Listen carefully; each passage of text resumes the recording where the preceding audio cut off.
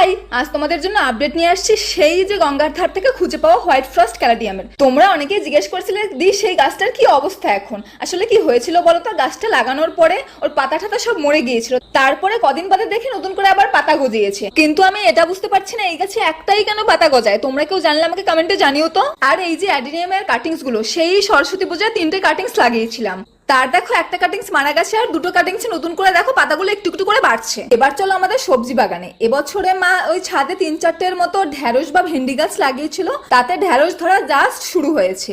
এই একটা ঢেঁড়সই আপাতত খাওয়ার মতো হয়েছে, তাই আজকে এটাকেই তুলে নিলাম।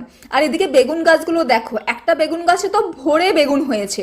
নিজেদের বাগান থেকে সবজি হারভেস্ট করার মজাই আলাদা। কে কে ব্যাপারটা এনজয় করো আমাকে জানিও তো। এবছর বেশি কিছু না, ওই লাল শাক, কুমড়ো, ঢেঁড়স, বেগুন আর লঙ্কা গাছই লাগিয়েছিলাম। আর মা এখন খুঁজছে কলমি শাকের বীজ। কোথায় পাই বলো তো, আমি অনেক জায়গায় খুঁজছি বাট কেউ আমাকে দিতে পারলো না। চলো আজ চললাম তাহলে, টাটা।